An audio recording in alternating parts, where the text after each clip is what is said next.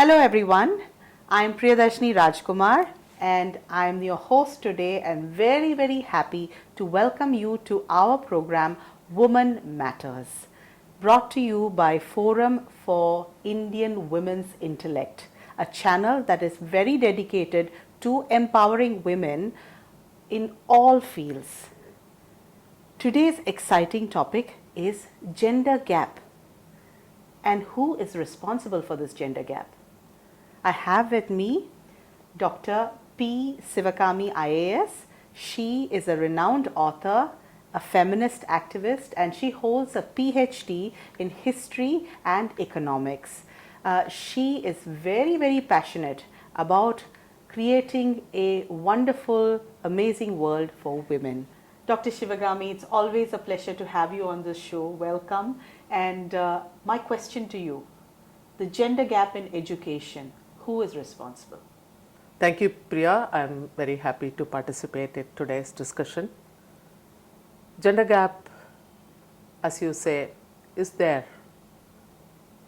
2011 census records 65% of literacy among females and 82% in male literacy. Wow, that's so almost 17% gap. Earlier it was more than 20%. It's narrowing down. That is one interesting aspect. And different states have different literacy rates. Kerala and Tamil Nadu, they have better literacy rates, you know. So when we talk about all India level, how to bridge the gap between male and female in education. So that is our preoccupation. And also in the higher education, the women's participation is increasing and a lot of people are interested in doing PhD, MPhil and post-graduation degrees. That is also an interesting sign. But recently we did a survey in Arakonam Taluk, 5 villages where poor people, especially the underprivileged communities, are living. So the findings are yet to be published, but I find there is a linkage between the concept of marriage and education. Yeah. People mainly drop out from school to get married. Oh, Or children in school level, they fall in love and then they are not able to continue you education. mean the parents take them out of school because of that? Or they go, both of them elope and then get married and start their lives so early. So there are different kinds, but you know, this is because in women's life, marriage is a very important and the central point, unlike men. So in Tamil we say Udyogam Purusha Lakshanam. Oh. That is, going to work is, the man is, supposed to work. Yeah. But that is a hallmark of a man. But for the woman, it is not mentioned. So for her, it is to get married and then look after the family. So that is her main expectation from society, from her. Okay. And I'll just say a few examples. So there was a girl who studied with me in pre-university course in Tiruchirappalli. Incidentally, she topped the SSLC examination. She was a state topper. Wow. Okay. Yeah. And we together participated in oratorical contests organized by the college, and we used to go to colleges together. That's how. After several years, I got into service and then I lost touch with her. So once I met her and I asked her what is she doing. She said she is working as a clerk in a bank. I was very surprised. So a girl who had so much merit and also she could have reached the highest level and why is she working as a clerk? He said the officer promotion was offered, but I denied because I have 2 children to take care of. So, and then why did you get married so early? I asked, and they said there's a good varan, there's a good groom had come. So I had accepted, and family also wanted.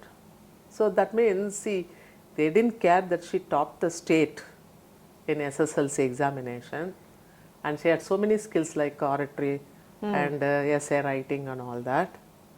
So with all that, she could not pursue her career. And then this is because, see, the we don't have independent dreams about our lives. So career is not a part of our dream as such, and achieving in life is also not a part of our dream.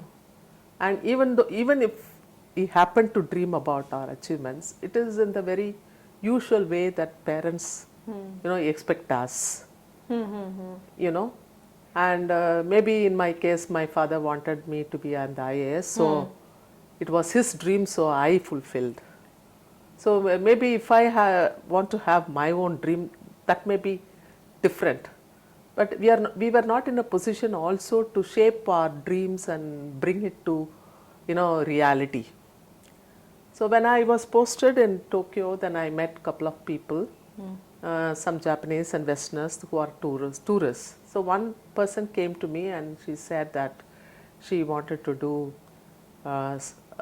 scuba diving, and that was her passion.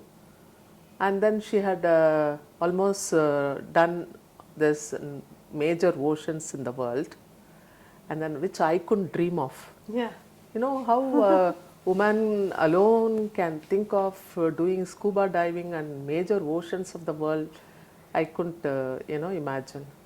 Another person who's a daughter of my very close friend, and she said that she had already traveled 300 countries in the world, and her life's ambition was to complete, covering all the countries in the world. Oh, amazing. So people have such dreams. So I'm not talking that is the best dream or everyone wants to do that, but at least she had that one purpose in life and she wanted to complete, which was unique, and it was not very a normal dream for a woman.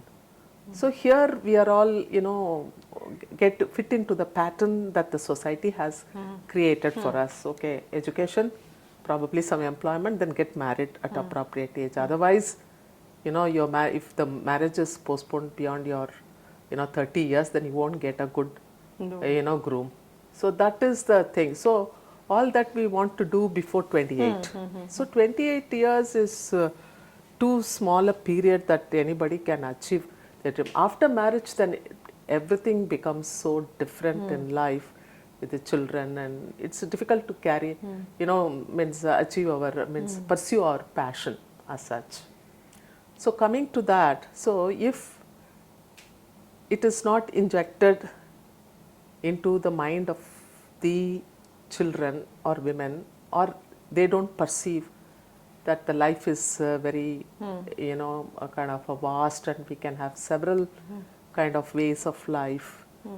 So what is so close to them, what is being shown to them, and what is being projected, and also the natural desire of because when people attain age, then there are desires, so they try to fulfill that. So that way the dropout rate in school, especially after coming of age or during marriageable age, is great among women. That is the basic cultural aspect.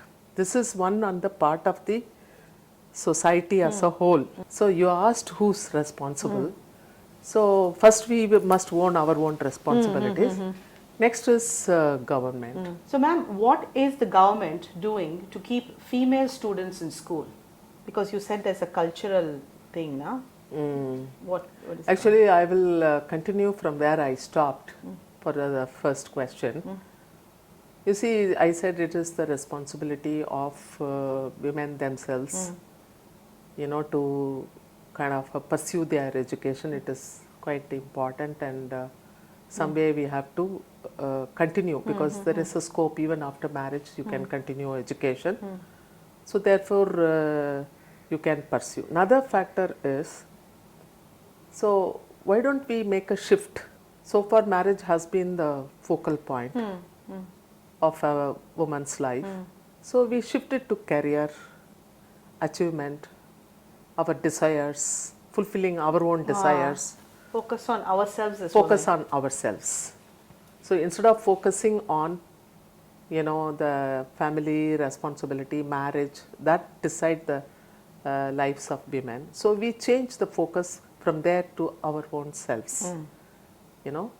So in that case, I think we can have a considerable change, because I can't say how to change it and all that.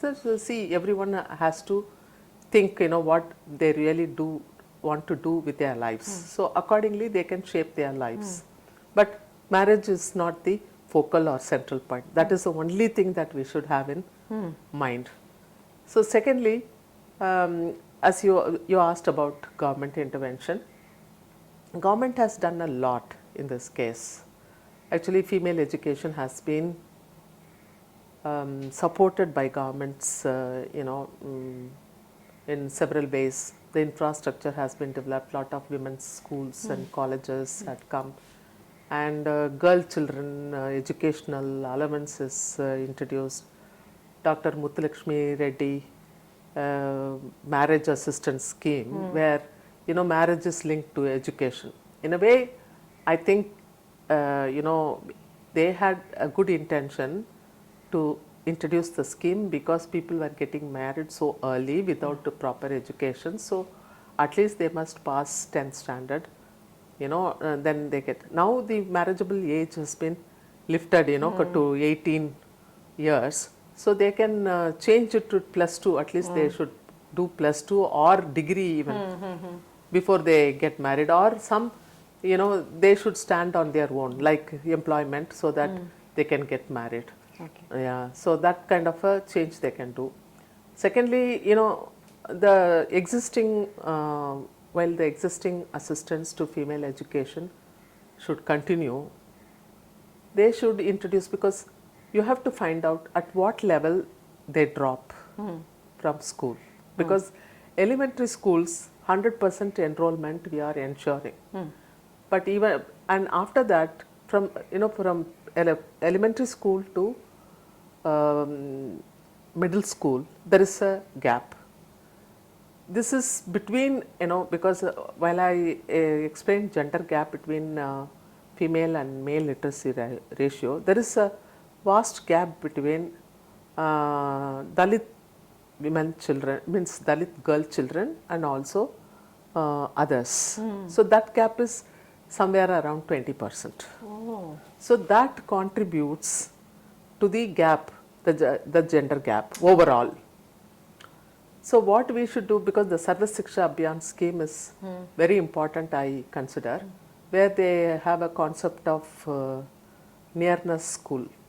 So the school is so near that you can't remain at home. Okay, so it's like within like a couple of kilometers radius from your home. Yeah. You can get there easily. Yeah. So that, but even now there are many habitations which are left out, and so the government should change its slogan from Sarva Shiksha Abhiyan to every Dalit village will have a school. So because the main dropouts are from that particular or tribal communities, so you should call it as a every Dalit village there should be a school. So if you adopt this norm, so you will cover 100%. And also, so the middle school, because after 5th standard, children have to walk the distance.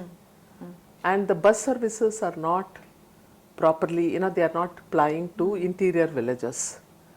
So people make requests, okay, we don't have transport, please arrange transport. So to satisfy their demand, government sometimes runs school to, means run the buses to the village.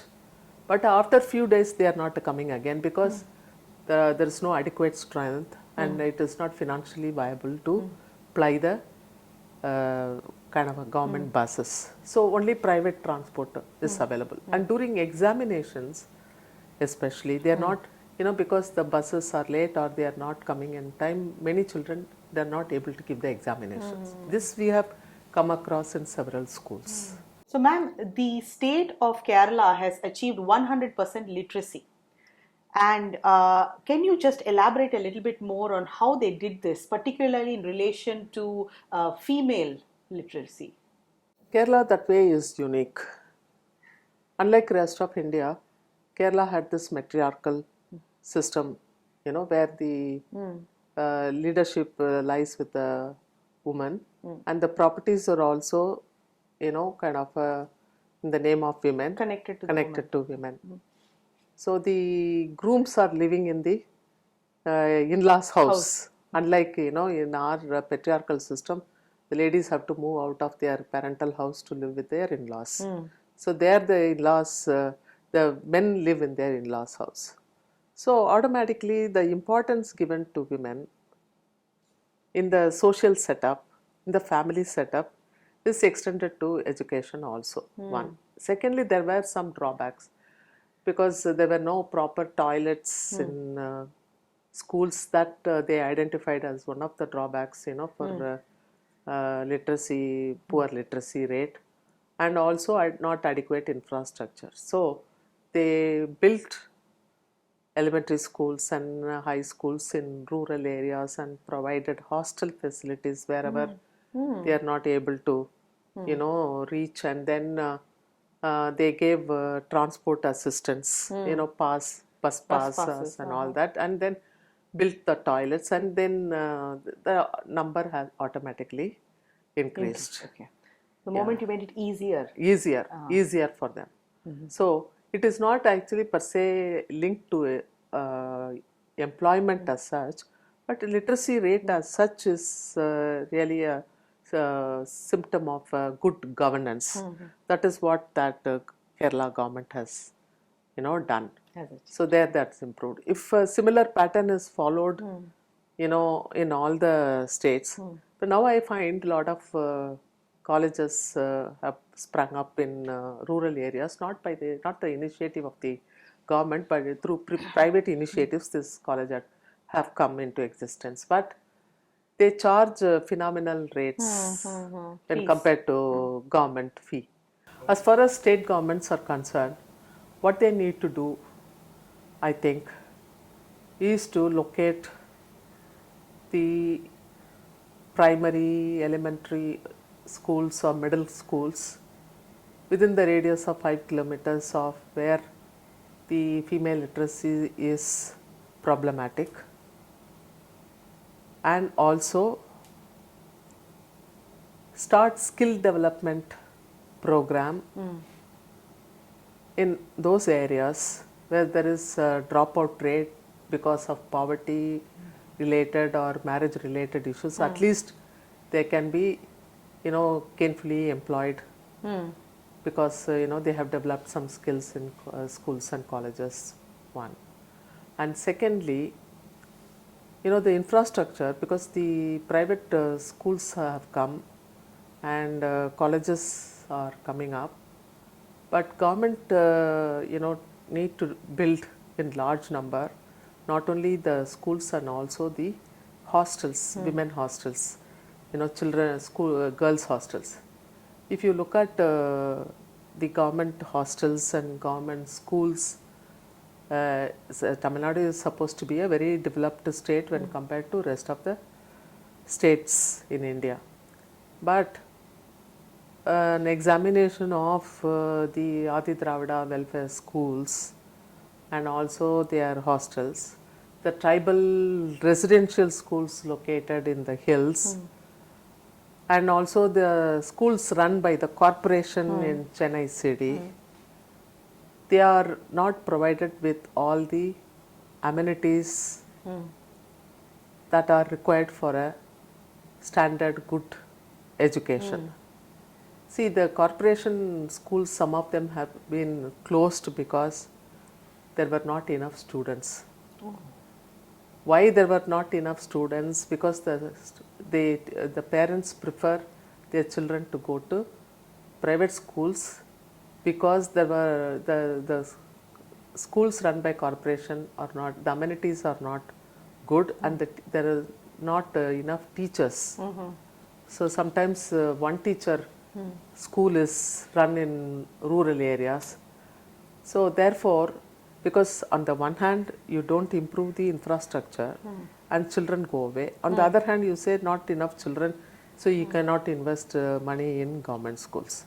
And also if people, because they always blame that there is English medium schools in private sector, so people go for English medium schools and not Tamil medium. But the opposite is true, because you have not created enough infrastructure. You have, why don't you introduce, if people want to learn English, so it is not English medium schools, Tamil medium schools, but we can give practice on spoken English. So that may be introduced, in the syllabus also. So there are so many reforms that the government need to do to improve female literacy and also generally literacy and female literacy in particular, and wherever you have identified as the pockets where the dropout rates are high. Is there anything else that the government can do? To improve female literacy, yet another formula is available to us. In case, because of family pressure or some, family needs and several other contributing factors, women have stopped going to school. Nothing prevents them to join, to catch up after marriage, after giving birth to children. See, during Corona, people were learning through, online. So this online method of education could be continued to these women who are, willing to continue their education, school education, after their marriage, without taking into account the age factor. So this will really empower women. And another thing is, they do not have to commute. They can sit at home and then they can learn through online, and they can be given incentives. Those who are going to learn through online, so incentive can be given, and also scholarships also can be provided.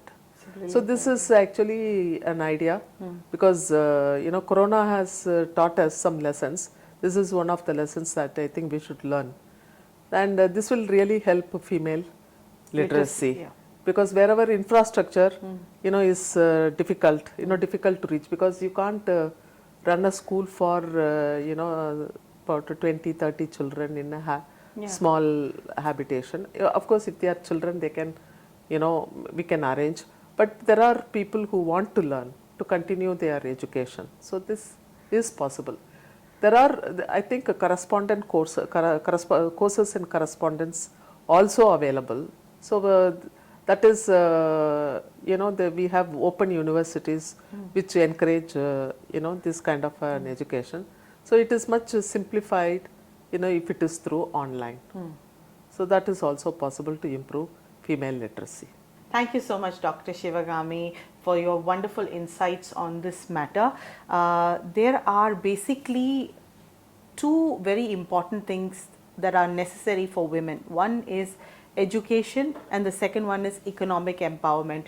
Often educating a girl child to a good level will ensure that she is economically empowered. Now the main things here is that the focus of all families with girl children should change from marriage through to the education and the basic establishment of that child in her career. So when this shift can happen, the focus turns to education, automatically everything else will fall into place for the child, and we will achieve the necessary literacy levels that girl children need. The other important thing is the state governments and the national government should learn from what the state of Kerala has done for its women in terms of bringing in all the facilities and infrastructure that women need to feel comfortable in the educational environment, so that in spite of their menses, in spite of whatever other situations, they can go to school and learn. and also bringing schools closer to the home. This is also a very important initiative. And last but not the least, Corona has taught us some very important lessons that we can utilize for the literacy of women. For example, online classes could be very easily doled out to women who still want to pursue their education but are restricted because of family or whatever other circumstances and can't actually attend school. So thank you so much, Dr. Shivagami, for that. Thank you so much, viewers, for joining us today. It has been a wonderful, wonderful interaction today again. And don't forget to like, share, and also subscribe to our channel, which is called Forum for Indian Women's Intellect. And please don't forget to click on the bell icon, because you will then continue to receive notifications every time we upload a video. Thank you so much, and goodbye.